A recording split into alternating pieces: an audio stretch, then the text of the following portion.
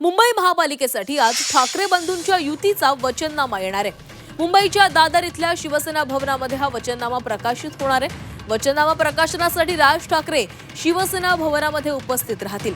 महत्त्वाचं म्हणजे वचननाम्याच्या निमित्तानं राज ठाकरे तब्बल 2 दशकांनंतर शिवसेना भवनामध्ये जाणार आहेत। त्यामुळे शिवसैनिक आणि मनसैनिकांमध्ये उत्साहाचं वातावरण आहे।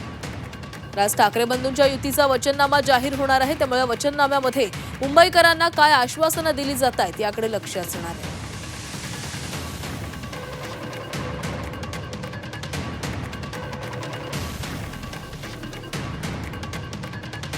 तर 2 दशकांनंतर राज ठाकरे आज सेना भवनामध्ये जाणार आहेत। त्यामुळे शिवसैनिकांसोबतच मनसैनिकांमध्ये देखील उत्साहाचं वातावरण आहे। आज ठाकरे बंधू आपला वचननामा जाहीर करणार आहेत। त्यामुळे मुंबईकरांना या वचननाम्यामधून काय मिळणार याकडे मुंबईकरांचं लक्ष आहे।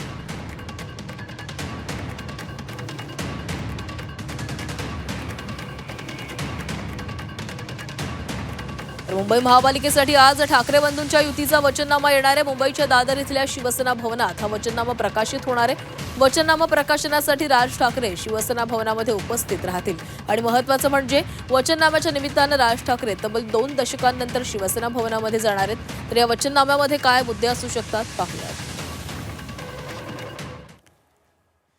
मुंबईत 700 चौरस फूट घरांना मालमत्ता कर माफ करणार। बेसचं तिकीट कमी करून 5 ते 10 आणि 15 ते 20 रुपये स्थिर दर करणार असल्याचंही कळतंय। 100 युनिटपर्यंत वीज मोफत दिली जाण्याची घोषणा या वचननाम्यामधून केली जाऊ शकते। घरकाम करणाऱ्या महिलांना 1,500 रुपये स्वाभिमान निधी दिला जाणार आहे। तर कोळी महिलांना माँसाहेब किचनमधून 10 रुपयात जेवण देण्याची योजना देखील आखली जाते। तरुणांना रोजगार सहाय्यता निधी दिला जाणार आहे।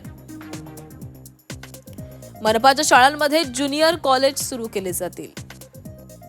डॉक्टर बाबासाहेब आंबेडकरांच्या नावानं ग्रंथालय सुरू करणार। प्रत्येक विधानसभा क्षेत्रामध्ये पाळणा घर असणार। प्रत्येक भागात मिनी स्पोर्ट्स कॉम्प्लेक्स उभारणार। मुंबई मनपाकडून मोफत पार्किंगची व्यवस्था करणार। बीपीटीच्या 1800 एकर जागेवर गिफ्ट सिटी सारखं काम करणार।